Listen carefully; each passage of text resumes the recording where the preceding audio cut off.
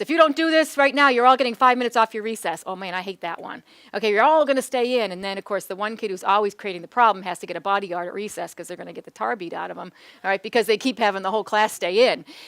So I don't want to do that kind of stuff. What I do want to do is manage it by thinking about what's going on right now. Is it a lack of responsibility? Is it a lack of community? Is it a lack of accountability? And how do I now take that value and insert it into this moment and say, whoa, guys, so hold on for a second. We're losing some community here. That means it's time to dance.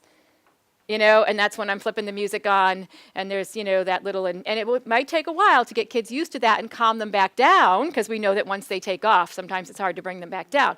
But if that's the way you do school, if that's the way you do your classroom, and for the first couple of months of school, they know that's the way you do things, and they know the expectation when that music shuts off. If you just do it once in a while, you're going to have them all reeling up all the time and nobody can pull down. Kids will get used to the way you do school in your classroom. And number one, you always want to think about what value do they need to be taught and how am I reinforcing it? How am I redirecting them? And the other is, how am I building relationships? And part of that whole redirection in classroom management is building relationships. And the bottom line is, you don't get relationships, or you don't, correct that, rewind, you don't get rigor without relationships. Thanks for watching, and I hope you found this video helpful. If you did, make sure to like and subscribe so you never miss another video. I speak and consult on school behavior, and I love to help districts solve some of these problems.